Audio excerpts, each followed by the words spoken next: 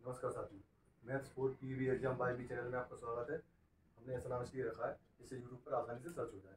और इस चैनल के लोगों में एक बिल्ली दिख रही है जो अपने आप को पानी में देख रही है, तो उसको लग रहा है वो शेर है। तो उसका मतलब ये है, जो जितना होता है वो खुद को उससे ज़्यादा समझता है। ठीक है। एलसीएम एचसीएफ की ये दूसरी क्लास है। एलसीएम एंड एचसीएफ चैप्टर की दूसरी क्लास है। इसका पहला सवाल है आज का, 720 के गुणनखंडों की संख्या बताओ। सवाल समझने की बहुत जरूरत है आपको, क्योंकि ये सवाल के पूछ रहे हैं हमसे। 720 के गुणनखंडों की कुल संख्या बताओ। ठीक है। तो अब आप एलसीएम गुणनखंड मान लो, अभी समझे उसको। 720 का 2 3 6, 1 बचा 2 छंग 12, 18 2 36, 2 9 18, 45 2 90, 15 3 45, 3 5 15 और 5 1 5। तो आप सोचो इसमें ऑप्शन मिलेंगे 1 2 3 4 5 6 7। ठीक है, ये 2 है ना, 18 2 36। ठीक है, 7। तो आप सोचो 7 तो ऑप्शन में नहीं है। क्वेश्चन शायद गलत आ गया पेपर में, लेकिन ऐसा नहीं है। वो हमसे पूछ रहे हैं 720 के गुणनखंडों की संख्या बताएं। गुणनखंडों की संख्या, गुणनखंड क्या होते हैं, मैंने अभी आपको पिछली वीडियो में बताया था। इसी चैप्टर की पिछली वीडियो में बताया था। एलसीएम और एचसीएफ में गुणनखंड और गुणज। ठीक है। गुणज मतलब जैसे कि मैंने बताया था आपको, एक कोई संख्या है तो उसके बी एक्स कोई गुणनखंड है। यानी ये मान लो अगर 12 है तो 4 × 3 इसके गुणनखंड है। एक 3 भी है इसका गुणनखंड, एक 4 भी इसका गुणनखंड। ये गुणनखंड है और ये गुणज है।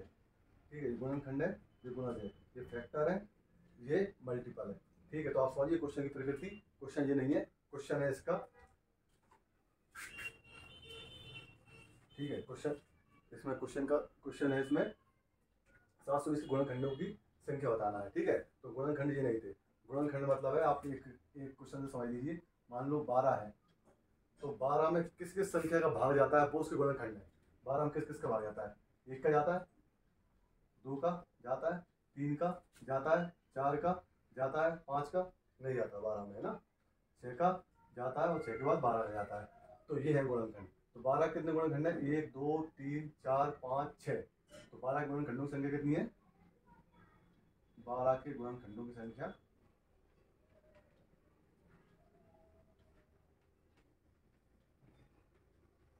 6। लेकिन 720 के कितने हो जाएंगे, 720 के अगर आप गुणनखंड करेंगे, 1 हो जाएगा, 2 हो जाएगा। मैंने 3 का नियम बताया था, 7 और 2 9। 9 में 0 जोड़ेंगे 9, तो इसमें 3 9 का सॉरी 9 में 3 का आ जाता है, संख्या में भी जाएगा 3। फिर मैं एक 9 का नियम भी लीजिए, 7 और 2 9, 9 में 9 का जाता है तो इसमें भी 9 का जाएगा। ठीक है। 4 का जाएगा इसमें, 4 हालांकि आपको लाइन से लिखना चाहिए, 9 9 बाद में लिखना चाहिए। 4 5 6 का भी जाएगा इसमें।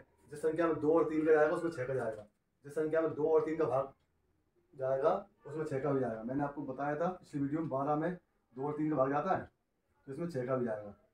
ठीक है, और 2 और 3 के नियम में बता चुका हूँ। सम संख्या में 2 का जाता ही है, और इनके जोड़ संख्याओं का अगर जोड़ में 3 का जाता है तो संख्या में भी जाता है। तो गुणनखंड हम इस तरीके से नहीं निकाल सकते कितने होंगे। मैं इससे आपको पहले बताता हूँ कि आपको क्या याद रखना है। जैसे इसके 6 आए तो इसकी पुष्टि करके बताते हैं कि ये कैसे 6 हमारा आंसर सही है। एक सूत्र बताऊंगा मैं, क्या वो सूत्र सही है, क्योंकि हमने छोटी संख्या को करके देख लिया। ठीक है, छोटी संख्या तो हम देख सकते हैं, 720 की तो करके नहीं देख सकते इतने गुणनखंड कहाँ तक होंगे। तो देखिए, एक सूत्र होता है, जैसे कि 12 है, जैसे कि 12 है तो 12 को क्या लिखेंगे, 2 छंग 12, 2 तिया 6, 3 एकम 3। तो इसको क्या लिख सकते हैं, 12 को 2 की घात 2 गुणित 3 लिख सकते हैं 12 को। ठीक है, तो गुणनखंडों की संख्या कैसे निकालेंगे हम, सूत्र होता है, ये सब सूत्र आप बना सकते हैं ना। छोटी संख्या को आप याद रखिए, कोई भी छोटी संख्या को याद रखिए, उससे अगर आप भूल जाते हैं कि अजय आना चाहिए उत्तर, तो सूत्र क्या होगा। ठीक है, तो सूत्र होता है, मान लो कोई संख्या है x, उसके गुणनखंड है मान लो a की घात m गुणित b की घात n गुणित c की घात, कुछ भी करते चलो आप। ठीक है, तो 3 तक ले लो आप, c की घात o। ठीक है, तो उसके गुणनखंडों की संख्या क्या होगी, गुणनखंडों की संख्या, गुणनखंडों की संख्या क्या होगी, m + 1 n + 1। ओ की जगह इसको p लिख लेते हैं, क्योंकि वो आपको 0 ना लगे। p प्लस 1, ये सब आपस में गुणा में है। ठीक है, तो अब देखिए आप इसमें क्या है, इसकी m का मान क्या आ गया आपके हिसाब से 2 आ गया, तो 2 प्लस 1, 3 का पावर क्या आई है, 1 आई है, 3 की घात 1 आई है ना, तो हम कुछ भी नहीं तो 1 है, तो 1 प्लस 1। ठीक है,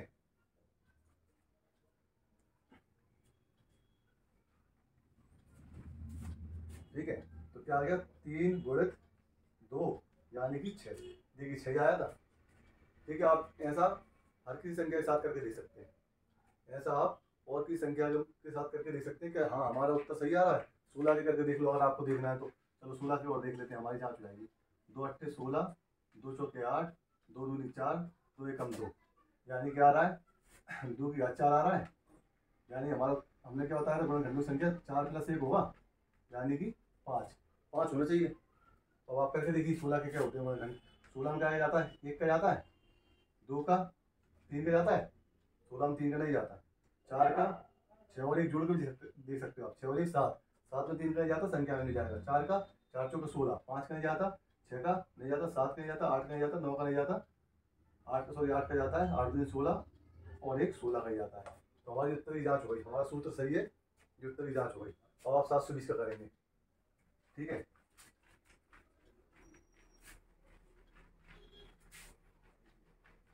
देखिए 720 के गुणनखंडों की संख्या क्या निकालेंगे हम, 720 2 का देंगे, पहले आप दे चुके थे, अब पहले हम लोग दे चुके थे भाग। 720 से गुणनखंड करेंगे,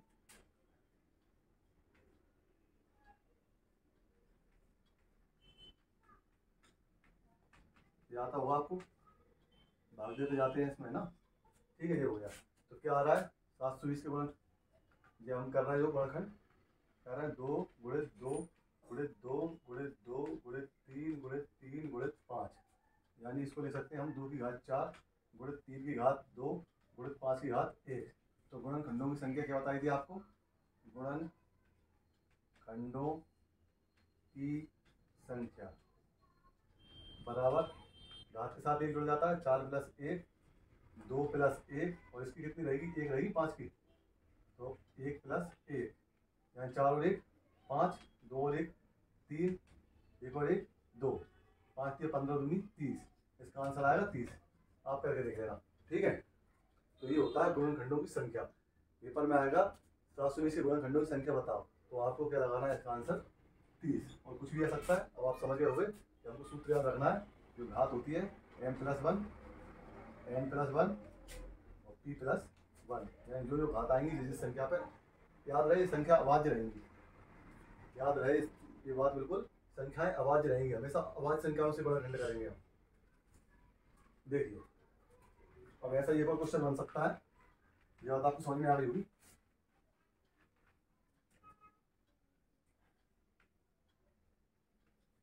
अब अगला क्वेश्चन बन सकता है कि 720 के गुणनखंडों का योग बराबर क्वेश्चन मार्क। आप हमसे पूछ सकते हो उसके गुणनखंड हो रहे थे, उनका योग क्या होगा। आप सवाल की प्रकृति समझिए, यानी 12 है तो 1 2 3 4 6 और 12, जिसके गुणनखंड है, मतलब जिस जिस संख्या का भाग जाता है ना उससे गुणनखंड है। ठीक है, तो 12 किस किस का जाता है, 1 का 2 का 3 का 4 का 5, 4 का 6 का 12 का 6 का जाता है। तो हमने आपको कल बताया था इसका उत्तर वो कैसा आया। अब इनका हम योग बताना है, मतलब उनका 720 के गुणनखंड जो 30 हो रहे थे, उन 30 का योग क्या है, यानी कि 1 का जाता है उसमें 2 का 4 का 5 का 6 का 9 का, तो वो उनका सबका जोड़ कितना आएगा वो हमको बताना है। ठीक है, तो हम 12 से करके देख लेते हैं कि 12 के गुणनखंडों का योग क्या होगा। तो सूत्र होता है, देखिए सूत्र क्या होता है, जैसे 12 का गुणनखंड दिया हमने, 2 छंग 12, 2 3 6 और 3 एकम 3, यानी कि 2 की पावर 2 इंटू 3 की पावर 1। ठीक है, 12 बराबर दिया गया। ठीक है, तो सूत्र होता है इसमें, यानी कोई संख्या है उसमें a की पावर m गुणित b की पावर n गुणित c की पावर p, उसमें गुणनखंडों की संख्या में क्या होता था, जब संख्या निकालते थे तो क्या होता था, m plus 1 n plus 1 p plus 1 की संख्या, लेकिन जब योग निकालेंगे गुणनखंडों का योग, गुणनखंडों का योग निकालेंगे तब क्या होता है, देखिए m की पावर 0 प्लस m की पावर 1 डैश डैश डैश, ऐसे ही m की पावर 0 प्लस m की पावर 1 प्लस m की पावर 2 डैश डैश डैश, इसमें भी m की पावर 2 भी है ना, और ऐसे ही p के साथ चलेगा। ठीक है, और इसमें हम क्या देखेंगे, m 2 हो गया तो हमको 2 तक जाना पड़ेगा। तो देखिए 2 की पावर 0 प्लस 2 की पावर 1 प्लस 2 की पावर 2, जितने तक भी आएगा उतने तक लिखेंगे। और 3 का आया 3 की घात 0 प्लस 3 की घात 1, तो 3 की घात 1 तक ही आया है। देखिए 2 की घात 0 का मान क्या होता है, 1। किसी भी संख्या की घात 0 हो तो उसका मान 1 होता है। प्लस 2 की घात 2 मतलब 2 गुणे 2 यानी 4, 3 की घात 0 यानी कि 1, और 3 की घात 1 मतलब 3, 1 और 2 3, 3 और 4 7, 1 और 3 4, यानी कि 7 चौके 28, 28 आना चाहिए आंसर। इनको हम जोड़ के देखें, 1 और 2 3, 3 और 3 6, 6 और 4 10, 10 और 6 16, 16 और 12 28, ये हमारे उत्तर की जांच हो गई। ठीक है, तो आप समझ गए होंगे, ये वर्ग 2 में बिल्कुल आ सकता है ये वाला क्वेश्चन। वर्ग 2 का जो टीईटी का एग्जाम ले रहा है, टीईटी वर्ग 2 का जो पेपर दे रहा है, बिल्कुल इसको अच्छे से समझ लें, ये वाला क्वेश्चन बिल्कुल आ सकता है उसमें। देखिए 720 के गुणनखंड क्या होंगे, 2 डायरेक्ट लिख लेते हैं, 2 की पावर 4 गुणित 3 की पावर 2 गुणित 5 की पावर 1, तो इसका क्या हो जाएगा, 2 की घात 0 प्लस 2 की घात 1 प्लस 2 की घात 2 प्लस 2 की घात 3 प्लस 2 की घात 4। ठीक है, इतना बड़ा सवाल नहीं आएगा। 3 की घात 0, 3 की घात 1, 3 की घात 2 और गुणित 5 की घात 0 प्लस 5 की घात 1। ठीक है, सॉल्व कर लेना, आंसर आ जाएगा। ठीक है, अगला सवाल है, देखिए अगला सवाल है, पिछला सवाल बहुत महत्वपूर्ण था, उसको समझने की बहुत जरूरत है आपको, तो सूत्र 1 2 बार आप समझ लीजिए, बना के देख लीजिए। जैसे विषम संख्या को जो निकालने सिखाया था, तो उसमें हम लोगों ने बनाया था n², सम संख्याओं का n+1, तो हम लोगों ने छोटी संख्याओं से उसको उन सूत्रों को बनाया था। ऐसे ही जो गुणनखंडों की संख्या और गुणनखंडों का योग, वो आपको बना के बता दिया है ना। सवाल की प्रकृति, सवाल का हमको देखना है कि वो क्या प्रश्न पूछ रहा है। अब ये वाला सवाल समझिए आप, 3/7, 6/13, 9/11 का लघुत्तम समावर्त तथा महत्तम समावर्तक, LCM, least common multiple, highest common factor क्या है। ठीक है, तो इसमें क्या होता है, जब कोई बटे वाली संख्या होती है, मान लो a/b, इसका लेस क्या होता है, लघुत्तम समावर्तक क्या होता है, अंश का लसा बटा हर का मासा, मतलब a/b है तो अंश का लघुत्तम समावर्तक, यानी a का लघुत्तम समावर्तक निकालेंगे और b का महत्तम समावर्तक निकालेंगे। ठीक है, और अगर हमको महत्तम समावर्तक निकालना होता तो अंश का महत्तम समावर्तक और हर का लघुत्तम समावर्तक। ठीक है, आप समझ गए होंगे ये वाली बात, कि बहुत सरल है। जब लघुत्तम समावर्तक लिखना है, निकालना है, तो लघुत्तम समावर्तक ऊपर होगा, जब महत्तम समावर्तक निकालना है तो महत्तम समावर्तक ऊपर होगा।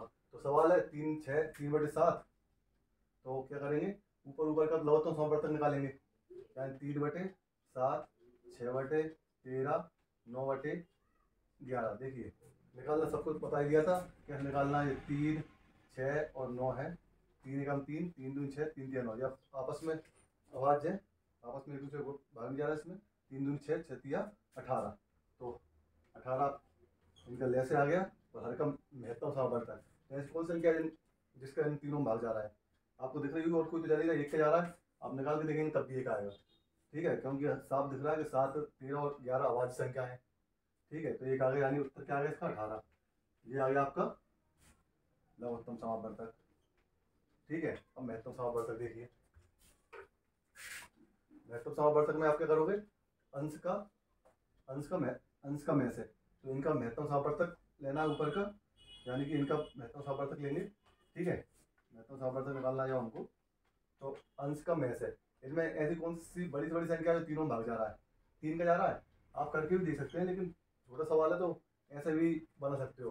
मैंने पिछली वीडियो में बताया था, जैसे अगर आप 9 में भाग दो 6 का, कितनी बार गया? एक बार, बचे 3, फिर 6 लिखेंगे यहाँ पर, 3 दूनी 6, ठीक है, 3 दूनी 6। अब जो जो यहाँ पर भागफल आया, सॉरी यहाँ का जो भाजक है लास्ट वाला भाजक से जो लास्ट जो तीसरी संख्या बची है उसमें भाग देंगे। 3 बचा तो 3 में 3 का चला ही जाएगा, यानी महत्वपूर्ण सामर्थ्य 3 आ गया। ठीक है, पिछली वीडियो में बता चुका हूँ मैं, उसको ध्यान से देखिए, समझ में आ जाएगा। और इनका लघुत्तम सामर्थ्य, तो इनका लघुत्तम सामर्थ्य क्या होगा आपके हिसाब से? तीनों अभाज्य संख्या है, ठीक है, आप समझिए 7, 13, 11 तीनों अभाज्य हैं, तो तीनों का ही भाग देना पड़ेगा। पहले 7 का देंगे, फिर 13 का, फिर 11 का, क्योंकि 7 से 7 कट जाएगा, 7 एकम, फिर 13, फिर 11, तो इनको गुणा कर लो। 11 सत्ते 77, फिर 13 सत्ते 91, गुणित 11। 11 का गुणा का नियम होता है 1 लिख दो, 1 और 9 10, फिर इधर कुछ नहीं है 9 इधर कुछ नहीं 9, और ये कहाँ से लाई थी 9 और 1 10, 1000 करके देखो, 11 एकम 11, 11 9 99 और 1 100, ठीक है, 1000, ठीक है। तो आया होगा आपको समझ, ठीक है। जल्दी जल्दी सवाल इसलिए करा रहे हैं जिससे आपके पटवारी के एग्जाम तक आपका सिलेबस पूरा हो जाए, ठीक है, जिससे आप कोई भी सवाल छोड़ के ना आए। और महत्वपूर्ण सामर्थ्य और लघुत्तम सामर्थ्य के बहुत अच्छे सवाल आएंगे पेपरों में, वो आपको हल करना जरूरी है, जिससे आपके पूरे नंबर आए, ठीक है। अगला क्वेश्चन है,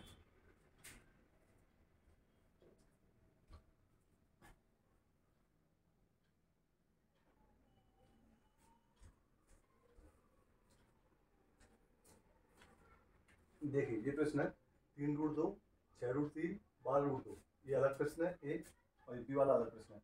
5√2, 5√2, 4√8 और 10√32, ठीक है। हम कभी भी इन संख्याओं का लघुत्तम सामर्थ्य नहीं निकाल सकते जिनकी रूट में विषम हो, जैसे यहाँ पर √2 है, यहाँ √2 है, यहाँ √3 है, तो इसका लघुत्तम समापवर्त नहीं निकाला जा सकता। पेपर में आएगा आपको ये वाला क्वेश्चन आएगा, उसमें दिया होगा 12 12, 3 का भी 12 में जा रहा है, 6 का भी 12 में जा रहा है, 12√2 उत्तर दिया होगा, जब 12√6 उत्तर दिया होगा, लेकिन इसका लेसन नहीं निकाल सकते अगर असमान प्रकृति के हैं, अपरिमेय संख्या बोलते हैं इनको, ठीक है। अगर ये असमान प्रकृति की है तो इनका लघुत्तम सामर्थ्य नहीं निकाला जा सकता। तो पहले का तो उत्तर हो गया, नहीं निकाल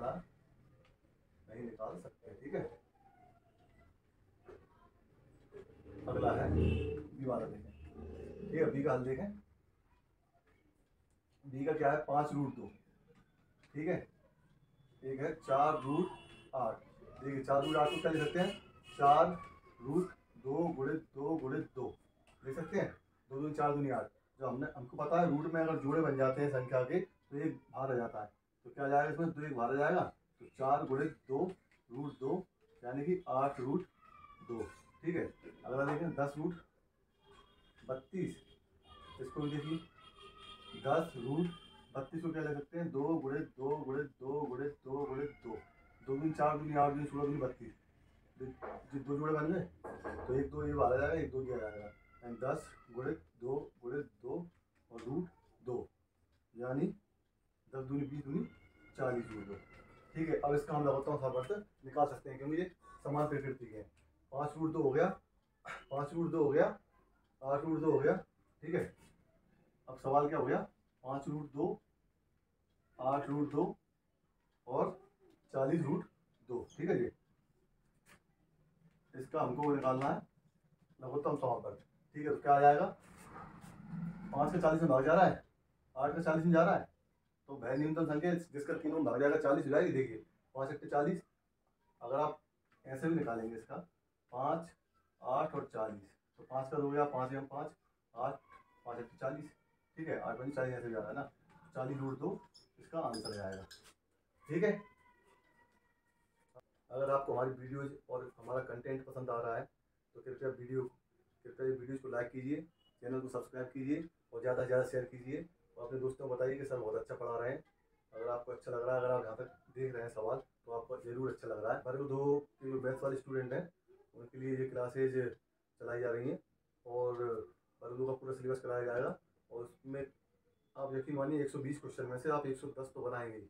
जो सवाल आएंगे आपको बिल्कुल परिभाषाएं बताई जाएंगी, यानी नंबर जो परिभाषा होती है, परिमेय संख्याएं, अपरिमेय संख्याएं, घातांक संख्याएं, पूर्ण संख्याएं जितनी भी होती हैं, ठीक है, मिश्र संख्याएं जो होती हैं, जो आयोटा वाला होता है, √1 होता है ना, वो जो बराबर आई होता है उसका मान, तो वो सब आपको कराया जाएगा।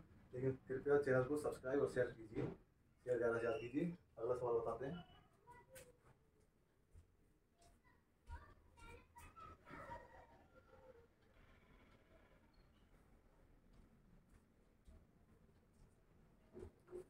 देखिए देखिए, यहाँ दो प्रश्न एक साथ इसलिए लिए ताकि आपको सवाल को समझा सके कि आपको किसमें एलसीएम लेना और किसमें एचसीएफ लेना। ठीक है, हम हमारी पिछली वीडियो में एलसीएम और एचसीएफ को अच्छी तरह समझ चुके हैं और डिटेल में बताया था, है ना। वह न्यूनतम संख्या जिसमें दो या दो से अधिक संख्याओं का भाग जाएगा वो ही एलसीएम, और वह बड़ी से बड़ी संख्या जिसका जो हमको संख्या दी है उनमें भाग जाएगा। ठीक है, जैसे मान लो ऐसे बता देता हूँ जरा आपको मैं, जैसे कि 6, 12 और 4। ठीक है, 4 नहीं देते हम, 18। ठीक है, मान लो ये संख्या है।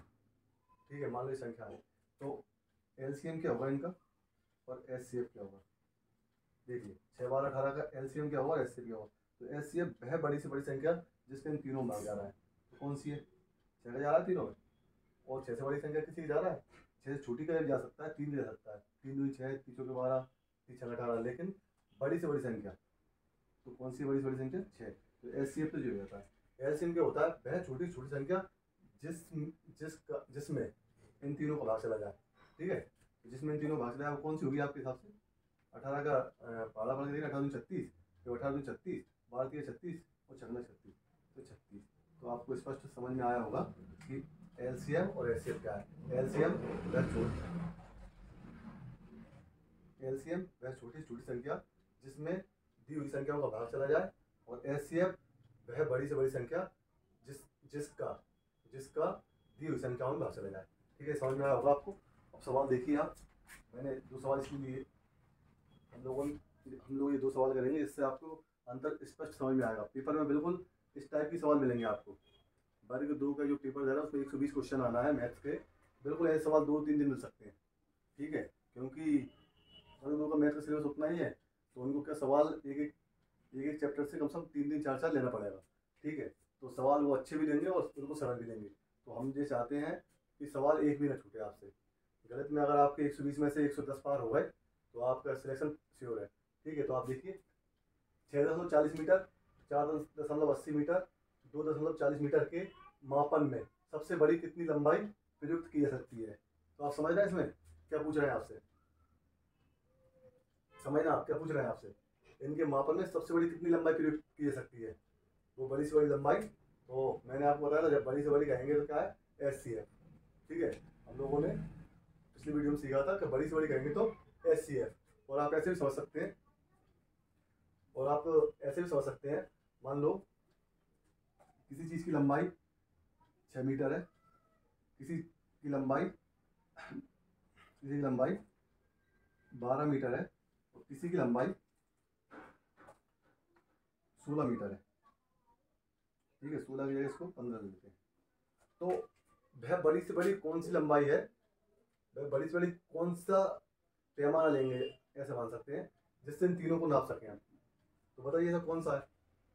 देखिए अगर इनके देखो, वैसे तो हमको सामान्य बुद्धि से पता चल रहा है, मतलब हमारी सामान्य समझ है उससे पता चल रहा है कि 3 मीटर का ले लें। 3 से 3 दूनी 6 भी नप जाएगा, 3 3 से भी नप जाएगा, 3 3 से ये भी नप जाएगा, ये 3 3 से है ना। ठीक है, और तो कोई नहीं है, यानी अब दशमलव में नहीं नापना है, हमको क्या पूरा पूरा नापना है। तो इसका मतलब यह समझ होंगे मापन में सबसे बड़ी कितनी लंबाई प्रयुक्त की जा सकती है। तो कितनी की जा सकती है, क्या निकालेंगे, एचसीएफ। इनका एचसीएफ भी है ना, देखिए 3 इनका एचसीएफ है ना, बड़ी से बड़ी संख्या जिसके इन तीनों में भाग जा रहा है। और एचसीएफ आप निकाल के देख सकते हैं। 15 में भाग दे लो आप, 6 का दे लो पहले। ठीक है, 6 दूनी 12, 3 बचेंगे, 3 का 6 में भाग देंगे, 3 दूनी 6 कट गया। आप 3 का अगले में किस में देंगे, 6 में ही, तो वही आएगा। ठीक है, तो ये आप समझ होंगे इसका क्या निकालेंगे, एचसीएफ। तो इसको पहले दशमलव हटा के लिख लें हम, यानी 640 सेंटीमीटर, 480 सेंटीमीटर और 240 सेंटीमीटर। एचसीएफ आप इनका निकाल लेंगे, है ना। अगर नहीं निकाल पाए तो आप कमेंट कीजिए, बिल्कुल बता दिया जाएगा, है ना। नेक्स्ट वीडियो जो आएगी उसमें इसको हल करा देंगे। वैसे आप आंसर डाल सकते हैं उसमें, कमेंट में आंसर कीजिए आप, ठीक है। जो आंसर आप कर रहे हैं कमेंट कीजिए बिल्कुल, है ना। अगला देखिए, 5 घंटियाँ क्रम से 1 घंटे, 1.5 घंटे और 2 घंटे के अंतराल पर बजती हैं। यदि ये 12 PM पर एक साथ बजी तो अगली बार एक साथ कब बजेंगी। अब देखो अगली बार कब बजेंगी तो क्या होना चाहिए आपके हिसाब से। तो इसका मतलब क्या है, मतलब जैसे मान लो 12 पे एक साथ बजी थी। अब जो पहली घंटी है हम ऐसे लिख लेते हैं, एक घंटी ए, एक बी और एक सी।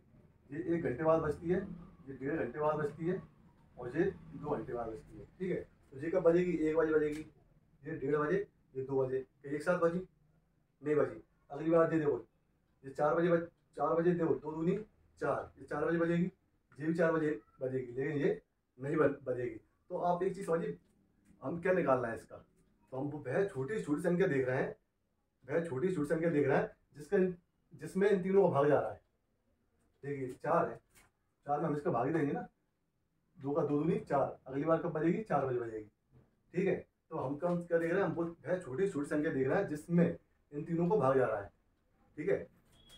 तो वो कौन सी संख्या होगी, इनका क्या होगा एलसीएम। एक को क्या लिख सकते हैं हम 60 मिनट, इसको 90 मिनट और इसको 120 मिनट, ठीक है। इनका एलसीएम क्या होगा 60, 90, 120, कितने से काट दें 2 से, 30, 45, 60, 3 से काट देते हैं 10, 15 और 3 दूनी 6, 20, 5 से काट दो, 5 दूनी 10, 5 दिए 15, 5 चौके 20, ठीक है। ये एक बार वो काट दो अगर आप चाहो तो, मैंने सुना एक बार वो काट दो अगर आप चाहो तो, लेकिन मैंने पिछली वीडियो में बताया था अगर ऐसा आ जाए तो 4 तिया 12 कर सकते हैं आप, ठीक है। ये आ गया 2 तिया 6, 6 दूनी 12, 12 पंजे 60, 60 तिया 180, सॉरी 60 तिया 60 दूनी 180, 180 दूनी 18 दूनी 36 एंड 360, एंड 360 मिनट बाद, ठीक है। 360 मिनट बाद यानी कितने घंटे हो जाएंगे, 60 का भाग दे देंगे, 360 बटा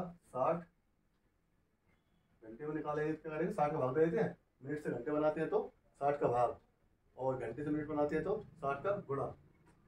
ये आपको अगर डिटेल में सीखना है तो आप कमेंट कीजिए, बिल्कुल आपको प्रॉपर ये मतलब बिल्कुल छोटी छोटी चीज़ भी बताई जाएंगी। लगभग 36, ठीक है।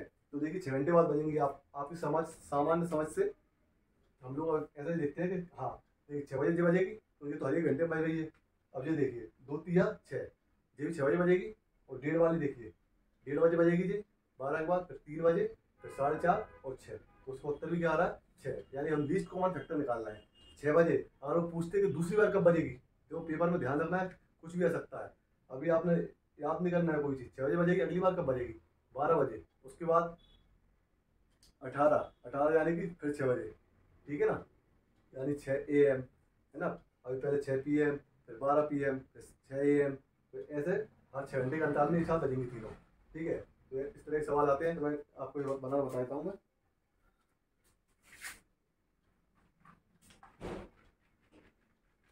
देखिए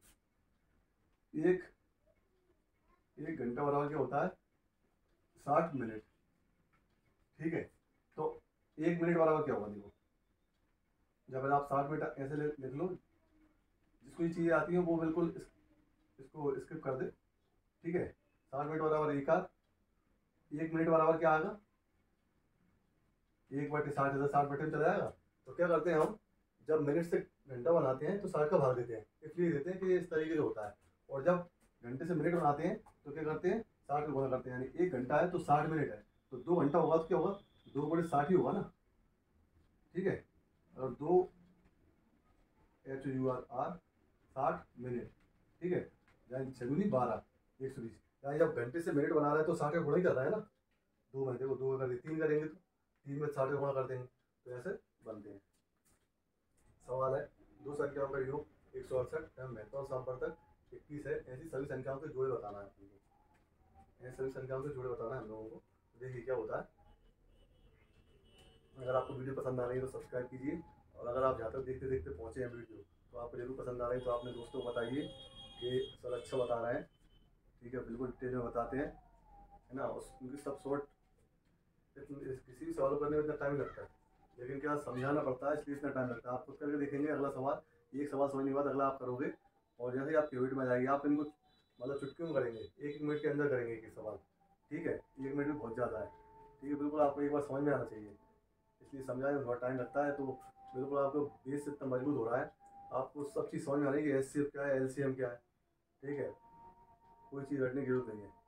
देखिए इसमें क्या करेंगे हम, दो संख्याओं का योग 168 में से 21 है। अच्छा में से कोई संख्या है, मान लो आपको एक बार बताऊँ मैं, कोई संख्या है A और B संख्या है मान लो, ठीक है। A और दो संख्या है, उनका में से 21 है। तो आप में से समझ गए,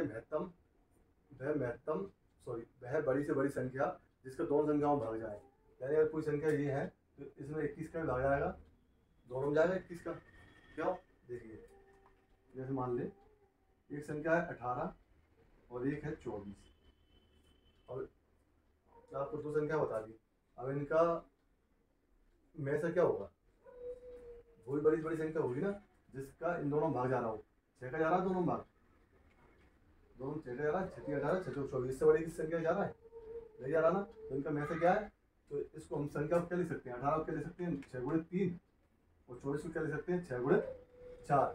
आप समझना, अगर ये ए रही होती संख्या तो ये 6 से हो जाती, यानी कि 6 गुणे 3, ए का मान क्या जाता है इसका 3, और ये 6 गुणे बी, यानी बी का मान क्या जाता 4। तो आपको समझ में आया होगा महत्तम समापवर्तक उन्होंने 21 क्यों दिया, में से 21 है तो 21 तो दोनों संख्याओं में रहेगा ही ना, और महत्तम रहेगा, समझ रहे हैं। यानी कि अब दोनों में कोई चीज कॉमन नहीं, यानी 42 नहीं हो सकता। यानी अगर 21A यानी 21A और 21B है, ठीक है। अब इन दोनों में कोई संख्या कॉमन होगी क्या, नहीं होगी। क्यों? क्योंकि 21 वह बड़ी से बड़ी संख्या है जिसका दोनों में भाग जा रहा है। अब तो अगर आप कहो इसमें 42A और 42B हो जाए तो ये नहीं हो सकता। यानी संख्या अब ये दोनों आपस में 21 के अलावा किसी से भी नहीं कटेंगी, समझना आप।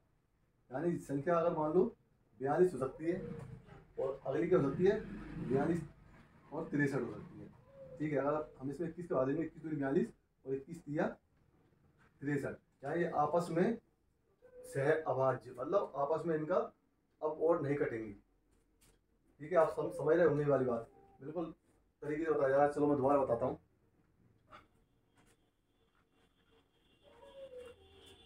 देखिए सवाल इस टाइप के सवाल आएंगे आपके वर्ग 2 के पेपर में, वर्ग 2 TET वर्ग 2 जो पेपर होना है आपका मैथ्स वालों का, इस टाइप के सवाल आएंगे, क्योंकि उसमें सिलेबस कम है और जो चैप्टर दिए हैं उसमें से 2-2 5-5 सवाल आना है एक चैप्टर से। तो आप देखिए दो संख्याओं का योग 168 और महत्तम समापवर्तक 21 है, इन सभी संख्याओं को जोड़े बताना है। तो आपको एक बात समझाई थी मैंने पिछली वीडियो में कि महत्तम समापवर्तक क्या होता है और लघुत्तम समापवर्तक क्या होता है। देखिए अब महत्तम समापवर्तक क्या होता है, मान लो दो संख्याएं कोई 18 और 24, मान लो दो संख्याएं कोई 18 और 24, ठीक है। अब इनका में से क्या होगा, में से वह बड़ी से बड़ी संख्या जिसके इन दोनों में भाग जाए। तो 6 का इसमें भी जा रहा है और 6 का इसमें भी जा रहा है, ठीक है। तो इसको ऐसे लिख सकते हैं 6 गुणे 3 और 6 गुणे 4, ठीक है। महत्तम समापवर्तक वह बड़ी से बड़ी संख्या जिसके इन दोनों में भाग जाए। लेकिन अब इससे कोई बड़ी संख्या नहीं है जिसका इन दोनों में भाग जाए, छोटी है 3 है, 3 6 18, 3 8 24, लेकिन 6 से कोई बड़ी संख्या नहीं है जिसका इसमें भाग जाए। तो आप समझने वाली बात कि 3 और 4 आपस में नहीं कटेंगे, ठीक है। 3 और 4 आपको दिख रहा है, इसलिए पेपर में तो ये आता है ना 168 ABCD मान के करना है आपको सवाल, ठीक है। ये ऐसे सवाल नहीं आएंगे पेपर में आपको, बिल्कुल मैं कोई भी चीज़ याद करना नहीं चाहता, ठीक है। अगर चाहे तो बिल्कुल इसको सीधा सीधा लिखवा कर सकता हूँ 21A + 21B = 168, बस ये सीधे सीधे लिखवा कर सकता हूँ, लेकिन मैं समझा रहा हूँ कि ये होता क्या है, ठीक है। तो अब ऐसी कोई संख्या नहीं बची है जो आपस में कट जाए, ठीक है। मान लो अगर ये होता 24 और 48, 24 और 36 होता हो तो क्या होता, इसको लिख सकते हैं हम 12 गुणित 2 और इसको लिख सकते हैं 12 गुणित 3, 12 3 36 और 12 दूनी 24। तो इनका HCF क्या हो गया, HCF हो गया 12। यानी 12 से बड़ी कोई संख्या नहीं बची है जो अब इनको काट दे, ठीक है। यानी 2 और 3 अब नहीं कटेंगे, ये लास्ट संख्या थी। तो इसलिए समझाया आपको जिससे आपको ये सवाल समझ में आए। दो संख्याओं का योग 168 है एवं में से 21 है, ठीक है। जो दो संख्याएं हैं उनका में से 21 है, यानी 21 उस संख्या में भी है और 21 उस संख्या में भी है। यानी या तो 21 ही होगी या 21 और 42 होंगी, समझ ना। इसमें भी 21 है, इसको 21 गुणित 1 लिख सकते हैं और इसको 21 गुणित 2 लिख सकते हैं। ठीक है, या क्या होगा 42 और 21 दिया 63, या 63 और 42 होगी, इसको लिख सकते हैं 21 गुणित 3, 21 63 और 21 गुणित 2, 21 42। अच्छा ये हो सकती है क्या 21 गुणित 4 यानी 84 हो सकती है क्या वो? आप बताइए आपकी समझ से। देखिए 84 क्यों नहीं हो सकती, 84 और 42 नहीं हो सकती, 84 और 42 हो सकती है कि ये बताइए आप, क्योंकि 84 और 42 को लिख सकते हैं आप हम 21 गुणित 4, 21 चौक 84 और 21 गुणित 2, 21 दूनी 42। लेकिन महत्तम समापवर्तक क्या होता है, महत्तम समापवर्तक क्या होता है, वह बड़ी से बड़ी संख्या जिसके इन दोनों में भाग जाए। तो 21 का जा रहा है लेकिन उसका 2 का और जा रहा है, यानी 21 दूनी 42 का जा रहा है दोनों में। अगर दोनों में अब 42 का जा रहा है तो महत्तम समापवर्तक क्या हो गया 42, यानी इसको 21 महत्तम समापवर्तक नहीं होगा, क्या होगा 42। ठीक है, अगर नहीं आया वो समझ में तो बिल्कुल कमेंट करना, इसको और डिटेल में समझाऊंगा। वैसे तो आगे होगा बिल्कुल सब आपको उदाहरण देकर बताएं। अगर हम चाहते तो बिल्कुल इसको आपको याद करा देते कि ये लिखना है। अब आप समझना, दो संख्याएं क्या हो जाएंगी 21 और 21b, और ए और बी क्या रहेंगे यहाँ पे, अब किसी भी संख्या से नहीं कटेंगे, यानी अब ए और बी का मान 6 और 8 नहीं आएगा, समझ ना, क्योंकि 2 3 6 फिर कट जाएगा और 2 चौके 8 फिर कट जाएगा, जबकि लास्ट 21 से कटेंगे दोनों। 21 का ही लास्ट 21 ही ऐसी बड़ी बड़ी संख्या है जिसके दोनों भाग जाएगा। अब 21 3 63, 21 चौके 84, इनके भाग नहीं जाएंगे। अब समझ गए होंगे आप, यानी ए और बी आपस में नहीं कटेंगे। अब इन दोनों में ए और बी में कोई संख्या ऐसी नहीं होगी कॉमन जो जिससे ये कट जाए। ठीक है, आपको उदाहरण देकर समझा दिया और ऐसे समझ में आया होगा। ठीक है, तो संख्या क्या हो जाएंगी 21 प्लस 21 भी बराबर 168। तो संख्या मान ली हमने, एक 21 से मान ली, एक 21 भी, क्योंकि 21 दोनों में क्यों है, क्योंकि महत्व समापवर्तक दोनों कॉमन है और ये ए और बी आपस में अभाज्य है, मतलब सहभाज्य, मतलब अब इनमें से कोई भी संख्या नहीं कटेगी आपस में। देखिए, और आपको दिख भी जाएगा ए प्लस बी बराबर 168 और ए प्लस बी बराबर क्या आ गया 21, 168 बटे 21, यानी ए प्लस बी बराबर कितनी हो जा रहा है 8 बार। अब देखिए ए और बी सहभाज्य, इसका मतलब क्या है, क्या ए का मान यहाँ पर 4 और बी का मान 4 हो सकता है क्या? अगर आप हाँ बोल रहे हैं, और अगर आप हाँ बोल रहे हैं तो आप बिल्कुल गलत हैं, और आपको इतना समझाने का कोई फायदा नहीं हुआ, क्योंकि जब 21 बड़ी बड़ी संख्या है जो लास्ट बार कटेगी उसमें हाईएस्ट कॉमन फैक्टर, ठीक है, यानी कि वह बड़ी बड़ी संख्या 21 है जिसके इन दोनों संख्याओं में भाग जा रहा है, तो इन ए और बी का मान 4 तो हो नहीं सकता, 4 4, क्योंकि 21 चौके 84, 21 चौके 84, 84 84 का भाग चला जाता। ठीक है, तो अब ए और बी के मान कैसे होंगे आपस में सहभाज्य, यानी अब ए और बी आपस में सहभाज्य होंगे, यानी अगर इसका मान 1 होगा तो इसका क्या होगा 7, इसका 7 होगा तो इसका 1, वो तो बात तो एक ही हुई। ठीक है, ये ऐसी रहने, तो ए और बी कुछ भी हो सकता है। इसका 3 होगा तो इसका 5। ठीक है, आपस में भाग नहीं जा रहा ना। अब इसका 2 इसका 6 हो सकता है क्या? नहीं हो सकता, क्योंकि फिर 2 से कट जाएंगे दोनों, 2 एकम 2 और 2 3 6, यानी जो 21 महत्व साफ बढ़ता था वो 42 नहीं हो जाएगा। ठीक है, आप करके देखो सवाल, आपको समझ में आएंगे। ठीक है, इनके अलावा और कोई बंदा है जुड़ा? ठीक है, मुझे तो नहीं लग रहा, आपको लग रहा हो तो आप करके देखना। ठीक है, अब देखिए तो संख्या क्या हो जाएंगी 21 गुणित 1 और 21 गुणित 7। एक तो संख्या ये हो गई 21 एकम 21 और 21 सत्ते 7 एकम 7, 7 दूनी 14। ठीक है, 21 और 147 हो गई एक संख्या। ठीक है, ध्यान रखना, आप ए और बी जो आया है उनके फैक्टर आए हैं, है ना, उनकी अभी संख्या है तो हमने 21 और 21 भी मांगी है, तो आप उत्तर उसमें 1 और 7 लिख दें या 3 और 5 लिख दें। अगली क्या हो जाएगी 21 गुणित 3 और 21 गुणित 5, यानी 21 तिया 63 और 21 पंजे 105। ठीक है, आगे पीछे लिख सकते हैं 105 और 63, और इधर भी लिख सकते हैं आगे पीछे 147 और 21। ठीक है, आपको समझ में आया होगा। ऐसे सवाल आएगा। अभी योग दिया है, यहाँ पे दिया हुआ गुणा, दो संख्याओं का गुणा, है ना, इतना है। ठीक है, गुणनफल, है ना, गुणनफल लिखा जाएगा, और महत्तम समावर्तक दिया होगा जो भी, यहाँ महत्तम समावर्तक दिया होगा कुछ, तो उनका फिर निकालना है आपको। ऐसे सवाल करके देखना, अगर नहीं आते हैं तो बताइए, बिल्कुल कमेंट कीजिए, आपको करा दिए जाएंगे। धन्यवाद। अगर पसंद आया, अगर हमारा कंटेंट पसंद आ रहा है, हमारे पढ़ाने का तरीका पसंद आ रहा है, तो बिल्कुल सब्सक्राइब कीजिए। सब्सक्राइब तो हो सकता है आप लोगों ने कर लिया होगा, क्योंकि आप लोग बहुत सपोर्ट कर रहे हैं चैनल को। बहुत जल्दी आपने 200 के करीब सब्सक्राइबर पहुँचा दिए हैं, और लोग आप वीडियो पसंद कर रहे हैं, देख रहे हैं। लेकिन शेयर कीजिए जिससे ज़्यादा से ज़्यादा लोगों तक वीडियो पहुँच सके। ठीक है, धन्यवाद।